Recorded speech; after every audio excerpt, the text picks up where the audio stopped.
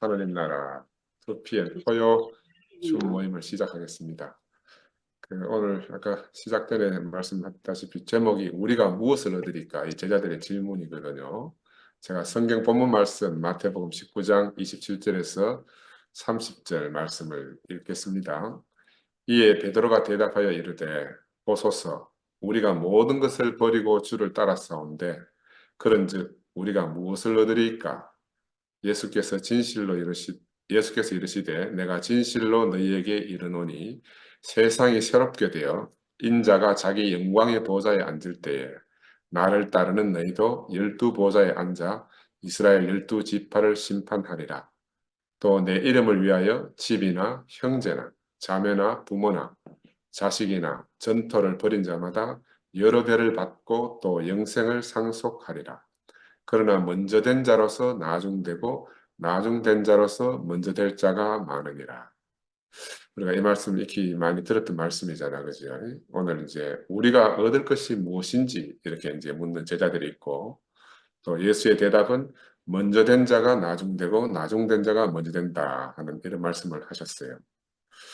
그래서 이 말씀을 보면서 이 말씀이 의미하는 바가 무엇인지를 아까 지영이가 먼저 답을 했다시피 우리 교회 역사 4, 50년에 걸쳐서 이 질문에 대한 답을 우리가 이미 실제적으로 그리고 현재적으로 보고 경험하고 있습니다. 또 우리가 누리고 살고 있고 마찬가지로 또 기독교 2000년 역사 안에서도 이것이 똑같이 반복되어지는 것을 우리가 현재 보고 살고 있거든요.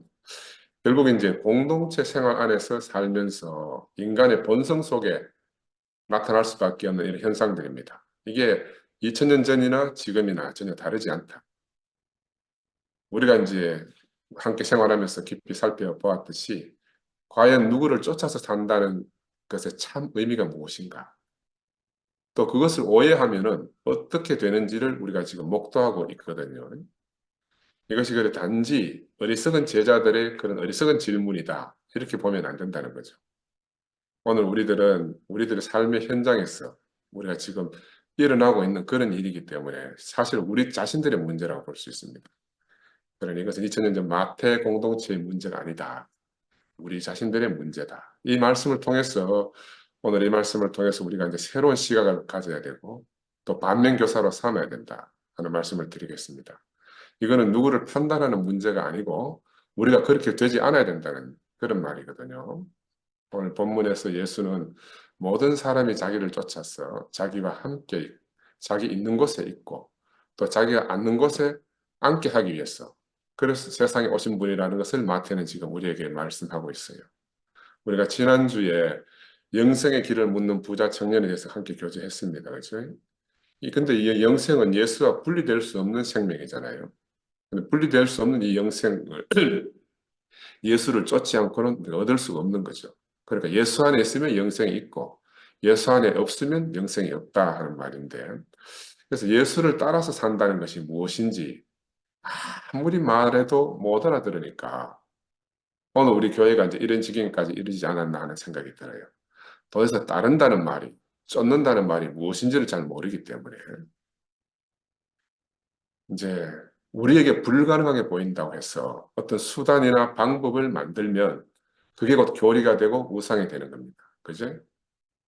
이제 이게 교리가 되고 우상이 되면 이것들로 인해서 타인을 정죄하고 죽이게 되고 자신뿐만이 아니고 다른 사람들도 구원에 이르지 못하도록 그 문을 막고 있는 그런 꼴이다 하는 말씀을 드릴 수가 있어요. 근데 성경은 우리에겐 불가능하지만 하나님에게는 가능하다는 사실을 우리가 그 말씀을 믿지 않으면 바로 이런 일이 생긴다는 거예요. 이상하게 하나님께는 가능하다는 그 확실한 믿음이 있으면 기다리면 되는데 그걸 기다리지 못하니까 결국 무언가를 만들어내는 모세가 시내산에 올라가서 하나님 말씀 받으러 갔을 때 밑에 백성들이 우상을 만들고 금송아지 만드는 거나 하나도 다를 바가 없는 겁니다. 그래서 저는 그 답답한 마음은 10분 이해가 돼요. 왜 이런 지경이 됐는지.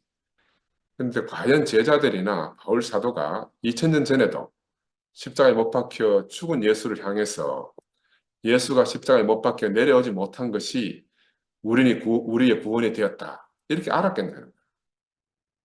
그지? 지금 우리 교회에서 일어난 이런 것처럼 그렇게 십자가에 못 박혀 죽은 예수를 보고 그렇게 알았겠냐는 거죠.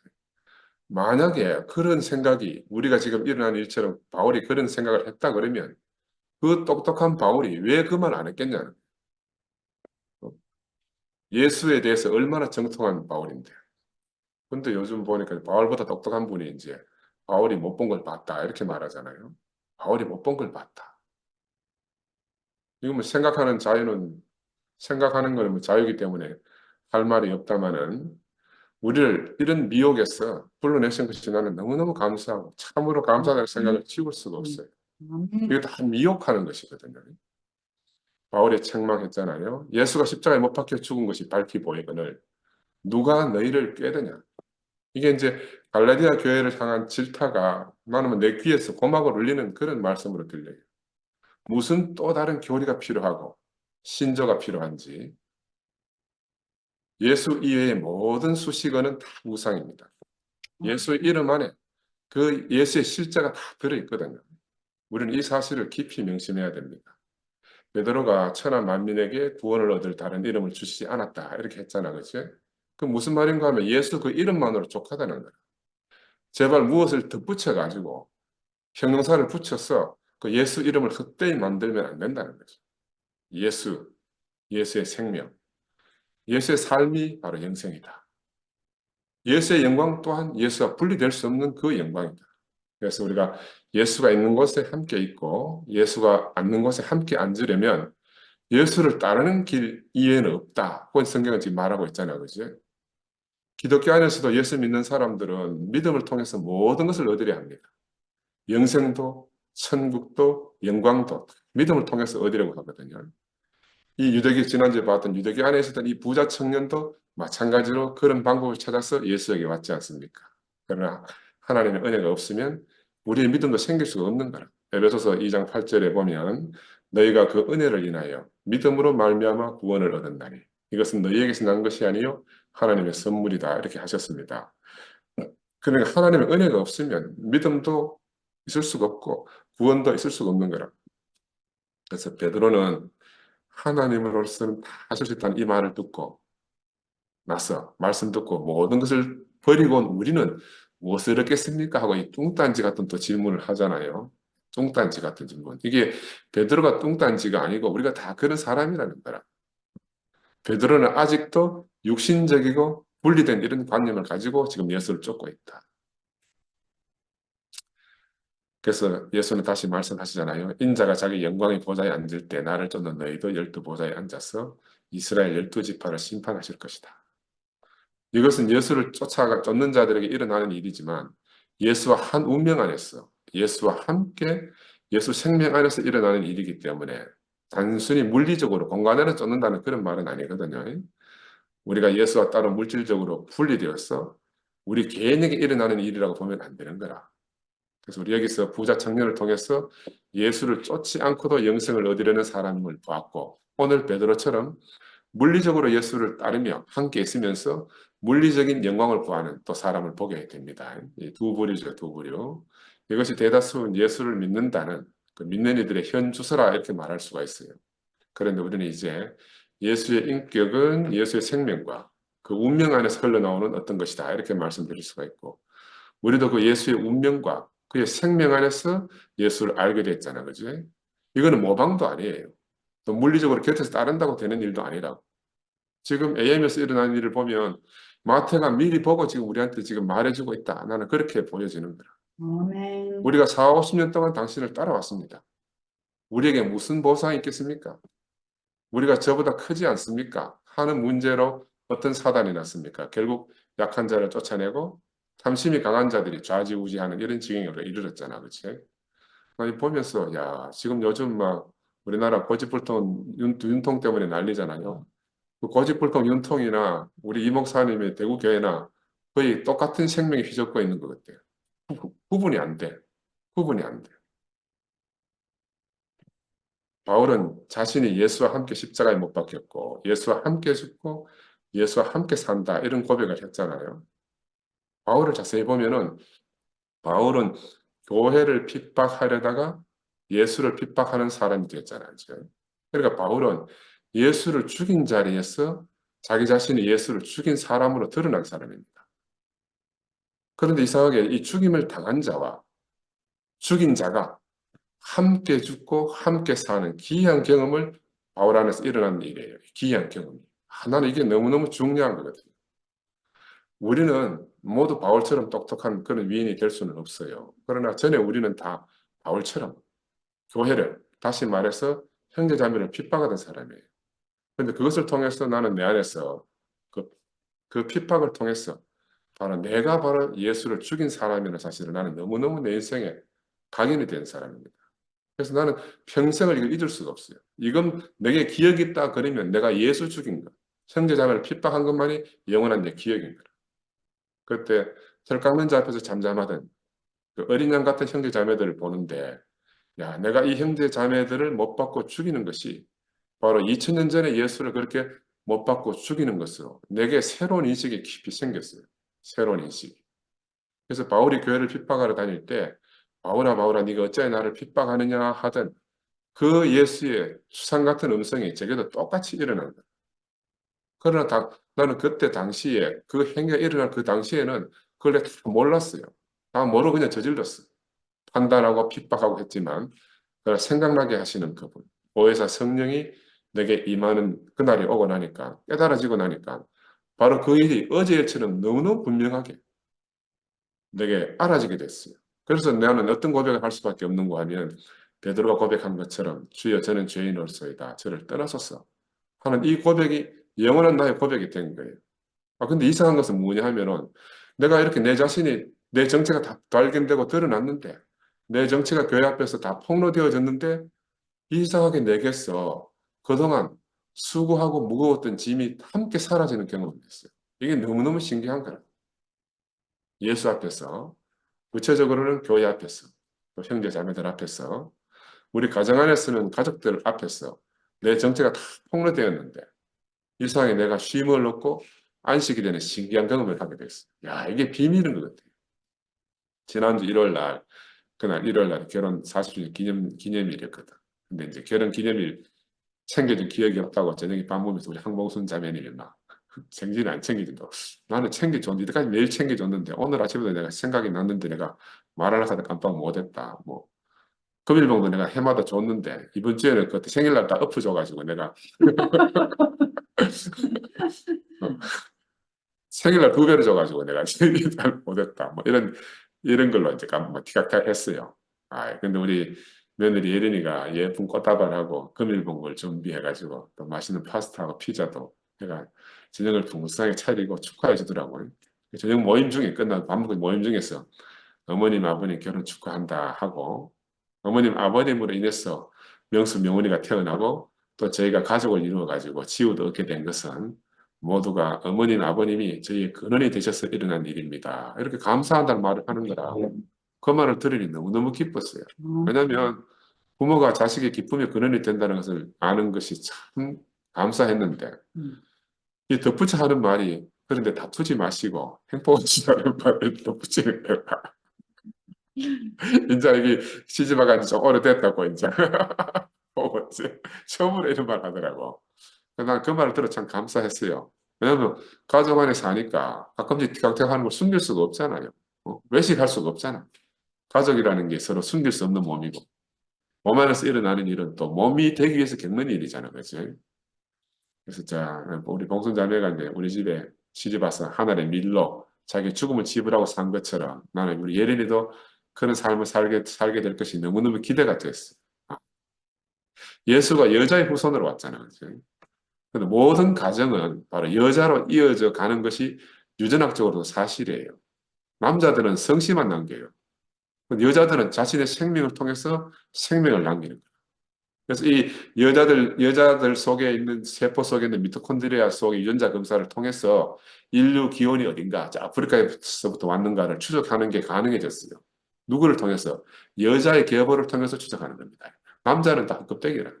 그래서 한국인의 조상이 어디서 왔는가도 바로 여자 속에 있는 이 DNA를 추적해서 아는 겁니다. 근데 나는 이 사실을 여태 모르고 나이 든 이제서야 깨닫게 되는 겁니다. 그런데 여자의 후손으로 오신 이 예수가 우리를 바로 그 여자의 자리에서 부르고 계시는 거라. 자신의 생명으로 우리를 낳으시고 또 우리를 낳아서 우리를 통해서 자신의 생명이 30배, 60배, 100배가 되도록 하시는 거잖아요. 우리로 하여금 씨를 받고 밭이 될 수 있는 영광의 자리로, 그 여자의 자리로 우리를 부르고 계십니다. 이게 너무너무 감사하더라고요.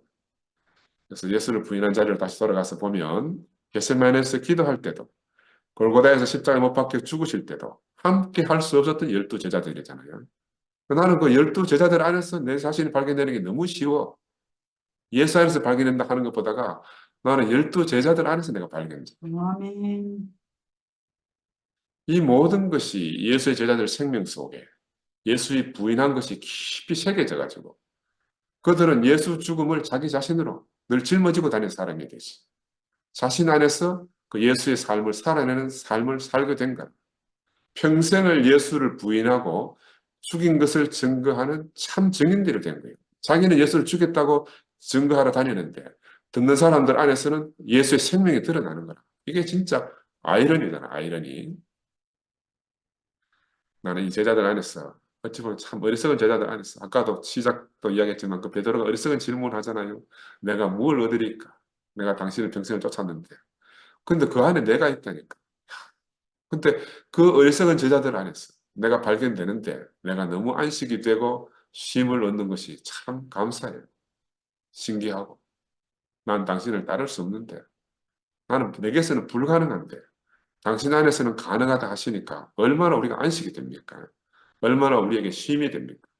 십자가 못 박히는 예수를 보면서 도망갈 수밖에 없었고 마지막에는 어린 계집종이 너도 그 한패가 아니더냐 하고 추궁할 때 저주하고 모른다고 하면서 부인하고 도망가. 바로 그 베드로 안에서 내가 발견되는데 이상하게 그 즉시 십자가에 못 박힌 예수 안에서 함께 발견되어지는 너무너무 신기한 경험이 일어나는 거야. 이게 너무너무 놀라워요.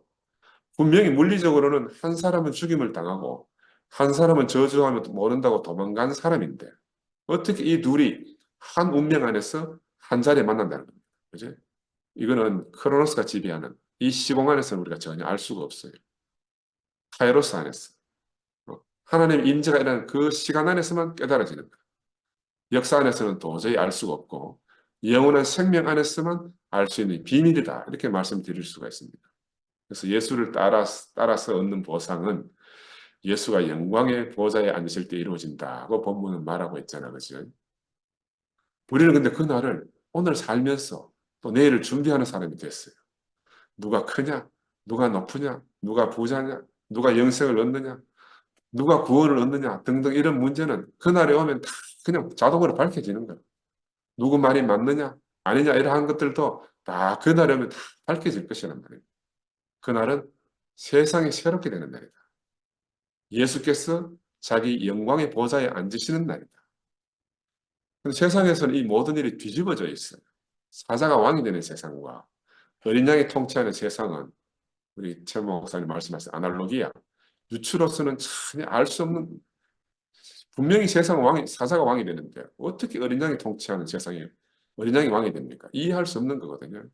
글로서는 뭐 반대되는 그런 느낌이지만 꼭 그 반대된다 이런 말도 아니라 세계가 뒤집어지고 판이 엎어지지 않으면 알 수가 없는 그런 비밀이다 이렇게 말씀드릴 수 있어요. 그러니 예수는 이 모든 것을 비유로만 말할 수밖에 없는 거라.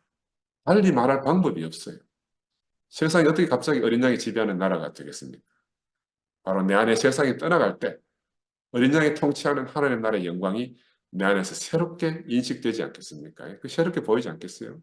요한은 밤모섬에서 먼저 이 비밀을 봤습니다. 인자가 영광의 보좌에 앉는 것을 보고 우리에게 알려준 거라. 인자 같은 이가 발에 끌리는 옷을 입고 빛나는 주석 같은 발로 교회 사회를 걷고 있고 창세 이래로 인봉한 책을 열고 하나님의 백성, 곧 자기 백성과 함께 시온산에 선 것을 보았다. 이게 요한의 고백이에요.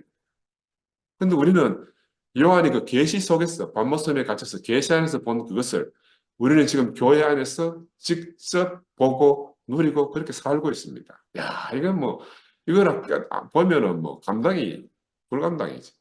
바로 새롭게 된 세상.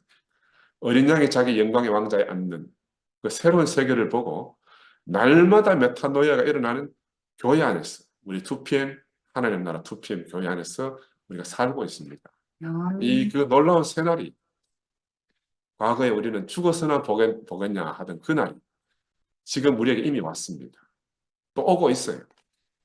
우리 안에 칠흑 같은 어둠을 걷어내고 광명의 햇살 같은 그날이 어린 양이 보좌에서 영광을 받는 그날이 지금 우리에게 막 오고 있잖아요. 우리가 다 느끼고 보고 있지 않습니까? 아멘. 요한계시록에 보면 요한계시록 1장 9절에 10절에 요한이 그렇게 말해요. 나 요한은 너희 형제요.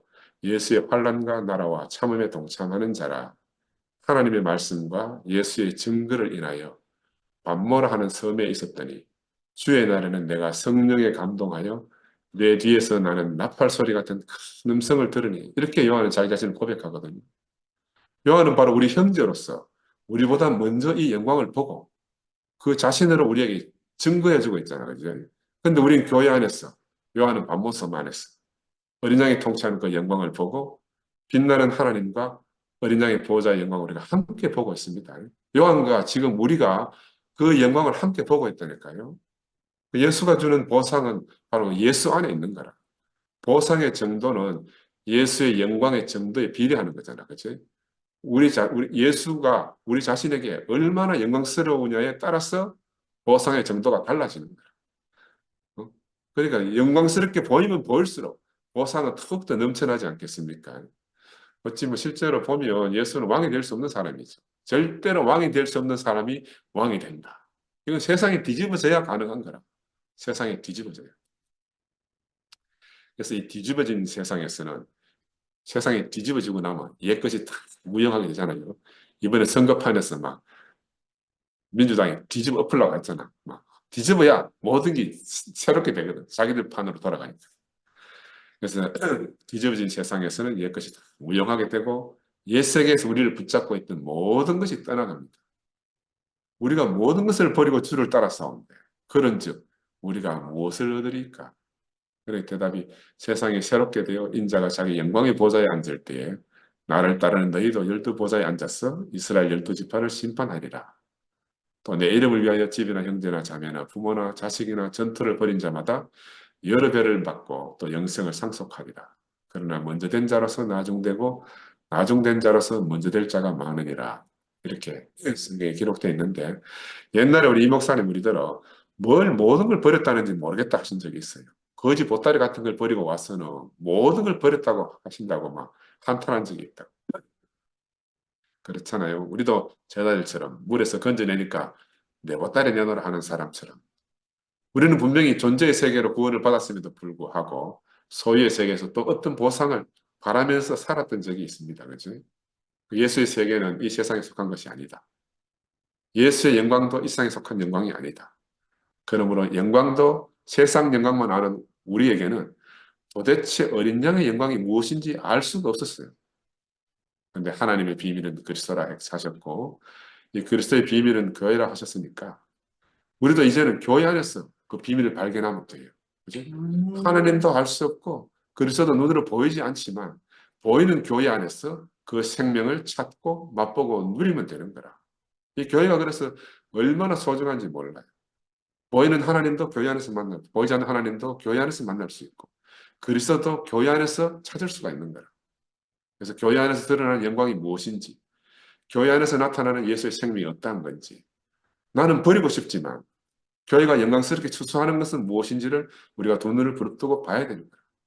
마음의 눈을 새롭게 해서 우리가 봐야 되는 거야. 우리가 가지고 있던 세상 것은 교회 안에서 전혀 기억되지 않습니다. 우리가 경험하잖아요. 세상 영광도 기억되지 않지만 우리의 부끄러움도 또한 기억되지 않아요. 교회 안에서. 나는 이게 너무 감사해. 우리의 부끄러움조차도 새롭게 했어. 영광으로 돌려놓는 것이 교회라는 겁니다. 교회는 얼마나 놀라운 것입니까? 그치? 그래, 교회 안에서는 새롭지 않은 것이 아무것도 없습니다. 모든 것이 새롭고 모든 것이 영광입니다. 하나님께 속한 생명, 예수 안에 있는 이 아들의 영광. 사람들과 하나로 함께 아파하고 울고 웃고 살았던 그 예수의 삶. 세상에서는 아무도 영광스럽게 봐주지 않는 삶이잖아, 그죠?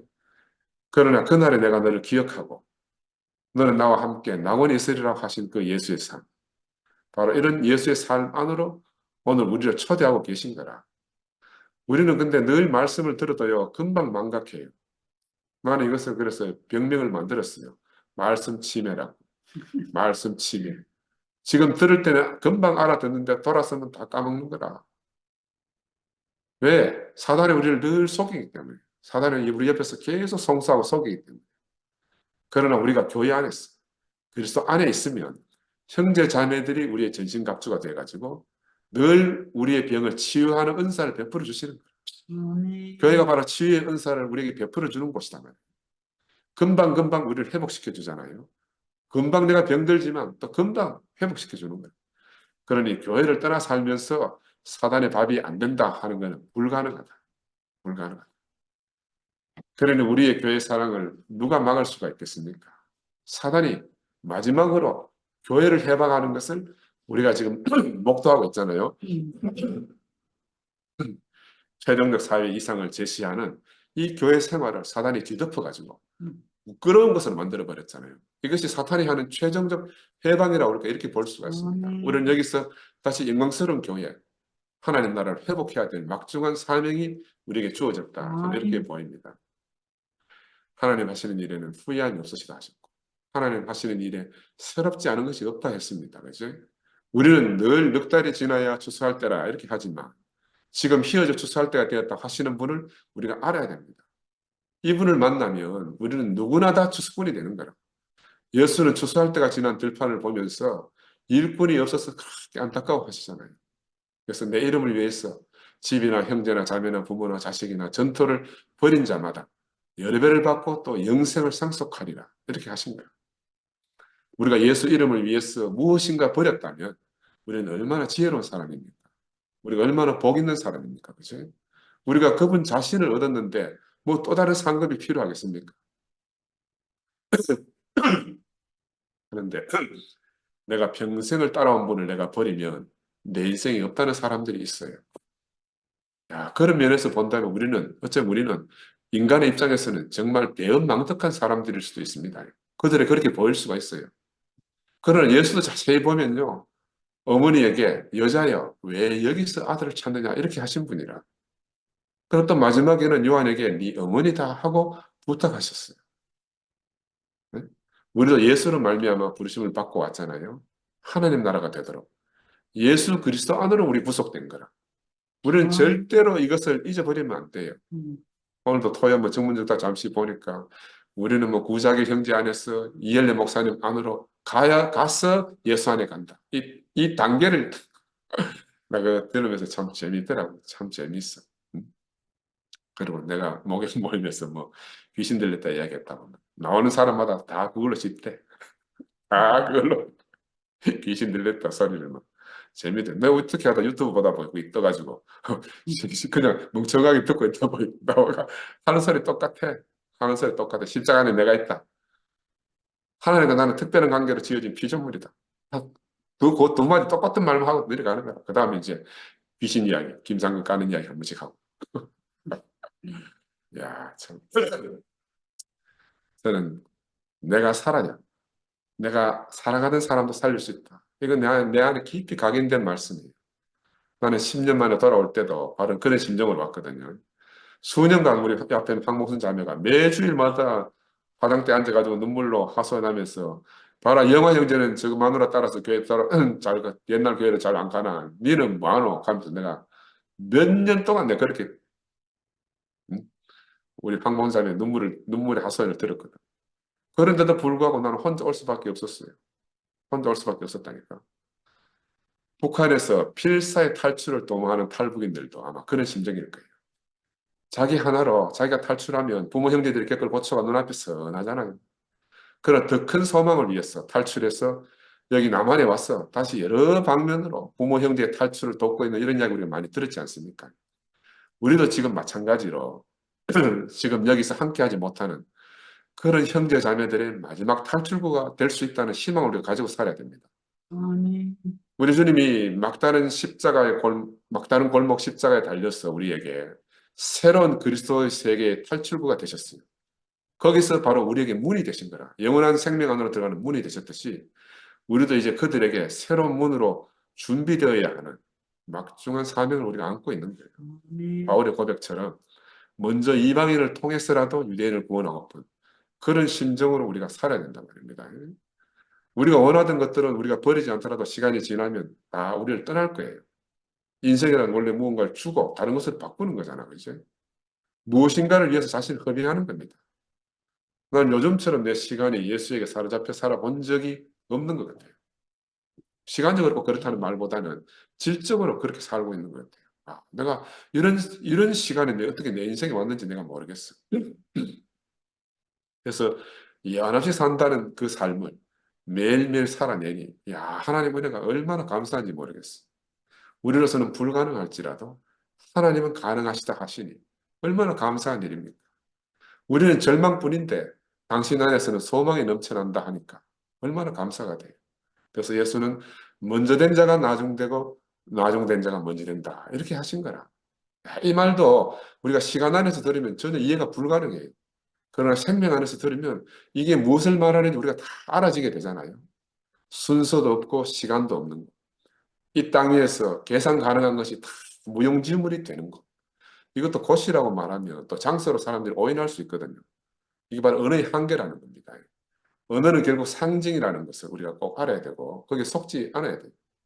이 상징인 언어를 통해서 이 말씀을 통해서 참 실제를 보고 만지고 누리게 되는 영광을 주시고자 바로 예수가 성육신 되신 몸으로 제자들을 찾아왔습니다. 이제 오늘 보혜사 성령으로 교회 안에서 임재하셔가지고 우리 모두에게 그리스도의 몸으로 사는 그 영광을 보상으로 상급으로 주십니다. 바로 이것이 최종적 보상이고 최종적 사회의 열매입니다. 감사합니다. 아멘. 아멘. 아멘.